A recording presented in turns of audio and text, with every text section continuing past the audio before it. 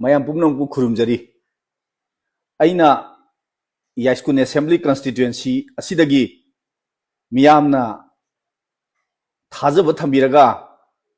haukiba Vidhan Sabha mikhalda Yaiskun Assembly constituency asigi mihut oina miyamna thagat pihiba Sri Thokchom Saitabrata Singha Honorable Speaker mahak hauzik leiba Manipur gi tangdu leitadraba film asta resign tawbo yaroi haiduna mangonda vote pikhiba mayam gi mahut sinjaraga aina Manipur gi miyamda wafum khardang thamjari hauzik leiba film asi tasengna yamna luraba yamna film chadraba aikhoi maruoina Maitei sing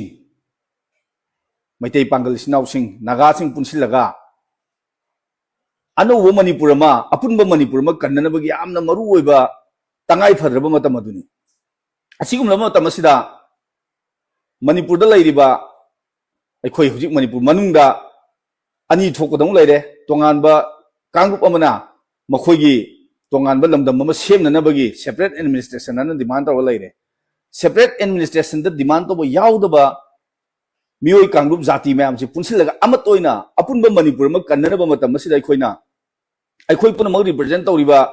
political party dagi karakpo oigera independent oina karakpo oigera miusing ado hojik lairiba famous da resign to honba yade karimo makhona resign to khurbi akhogi voice ase bharat amodi prithvi mayamna taroi habi wafum nene mayam thang chari basi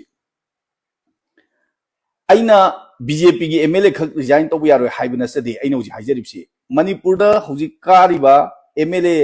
maruina apunba Manipur amagi dream to wiriba apunba Manipur ma semnaba lepiriba mayam kangrup sing jati sing makhogi MLA hariba constituency asi represent tawriba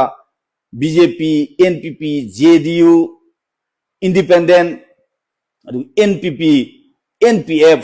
hariba MLA sing se makhoi kanamata resign tawigunu karimba makhoi resign tawgiba taragadi akhogi voice akhoi Bharat amadi prithvi mayamna tabanga mo individual na panglawda lawbu taraga tokani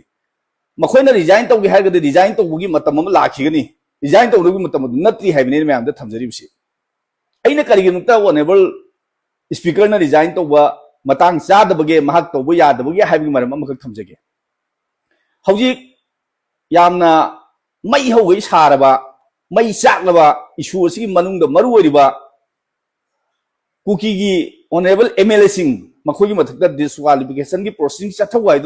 tongan ba quarter dagi CM am tharaga leiriba singche masigi disqualified tawgidarwa asi aikhoi individual akhoina tawbu yaroi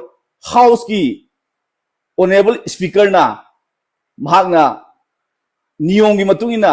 ain gi matungina chathari herga bichar tawro matungda makhoi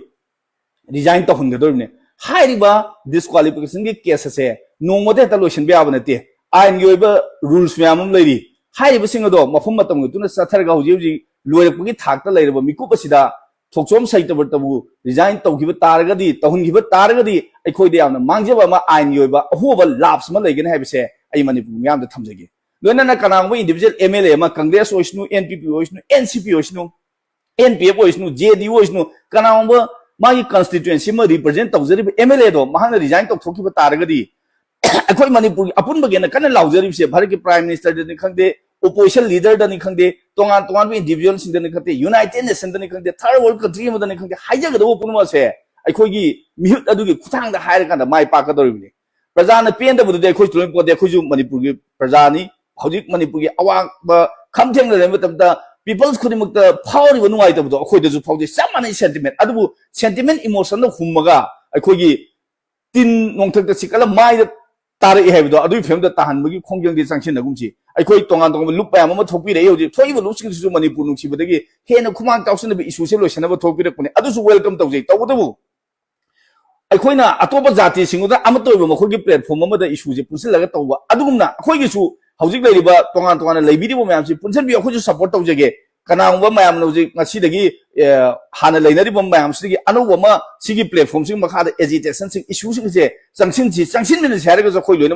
maduda saru yana ba tharang tawjari matam gi tongan lup lanai macha mayam ni khalak su makhoina harak pa leba ke dum toi bu issue sing de khoi saru yazari yazaki gani ꯑꯗꯨꯕꯨ ꯍꯦꯟꯅ ꯃꯌꯥꯝꯗ ꯍꯥꯏꯖꯅꯤꯡꯉꯤꯕꯗꯤ ꯂꯨꯞ ꯃꯁꯤꯡ ꯈꯪꯗꯅ ꯌꯥꯝꯅ ꯊꯣꯛꯄꯤꯔꯛꯏꯕꯁꯤꯡꯁꯦ ꯂꯩꯕꯥꯛꯀꯤ ꯏꯁꯨꯗ ꯊꯣꯛꯄꯤꯔꯛꯏꯕꯅꯤ ꯃꯈꯣꯏꯒꯤ sentiment emotion ꯑꯩꯈꯣꯏ ꯈꯪꯖꯩ ꯑꯗꯨꯗꯁꯨ ꯁꯔꯨꯛ ꯌꯥꯖꯔꯤ ꯇꯧꯕꯇꯕꯨ ꯍꯦꯟꯅ ꯄꯨꯟꯁꯤꯜꯂꯒ ꯄ꯭ꯂꯦꯠꯐꯣꯝ ꯑꯃꯗꯒꯤ ꯊꯦꯡꯅꯔꯒꯗꯤ ꯍꯦꯟꯅ ꯃꯥꯏ ꯄꯥꯛꯄ ꯍꯦꯟꯅ ꯑꯆꯧꯕ ꯂꯩꯕꯥꯛꯀꯤ ꯀꯥꯟꯅꯒꯗꯕ ꯑꯣꯏꯒꯅꯤ ꯍꯥꯏꯕꯁꯦ ꯑꯩꯅ ꯑꯩꯈꯣꯏꯒꯤ ꯁꯤ ꯁꯩꯇꯕꯇꯗ ꯚꯣꯠ ꯄꯤꯈꯤꯕ ꯃꯌꯥꯝ ꯑꯗꯨꯒꯤ ꯃꯍꯨꯠ ꯁꯤꯟꯖꯔꯒ ꯑꯅꯧꯕ ꯂꯨꯞ ꯃꯌꯥꯝ ꯊꯣꯛꯄꯤꯔꯛꯏꯕꯁꯤꯡꯁꯤꯁꯨ ꯄꯨꯟꯁꯤꯟꯅꯅꯕꯒꯤ ꯑꯣꯏꯕ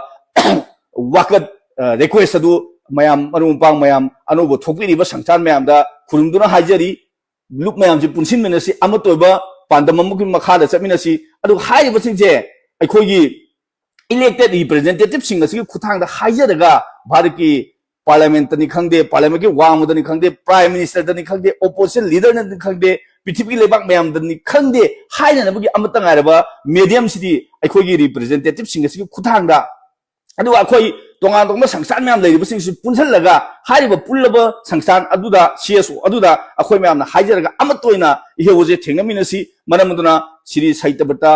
यास्कुन असेंबली कॉन्स्टिट्यूएंसी अखोई मयाम अमन थागजकना मयाम दु मौचिनजरगा माग रिजाइन तौबिगनु माग रिजाइन तौबदा अखोई यास्कुन की प्रजा अमोइना यानिंगदे लोइनना मणिपुर की प्रजा अमोइना अखोई नागागी मैतै पांगनगी मैतैगी अखोई थागलैबा रिप्रेजेंटेटिव ऑनरेबल एमएलए सिंगदो अमत रिजाइन तौबिगनु मखोइना रिजाइन तौबदा अखोई म्यागी मांगजेबो फुमसि थमजबु लोइनना मणिपुर की म्यामदा अखोई जगागी एमएलए मिनिस्टर रिजाइन तौग हाइबा अदुंबा थाकी नत्तबा मखलगी पुनसिननबा अदुगा अनौबा एजिटेशन अमा तौननबगी ओइबा वाखल पुथोकमिनसि अदुगा मांगदा संगसिलगा अखोई यामना चाखुटपा जातिनि हेना चाखुटनबा अखोई शक्ति पुरमग सिनरगा अनौबा मणिपुर अमा सेमनबा अखोई पुनसिनमिनसे वाखम थमज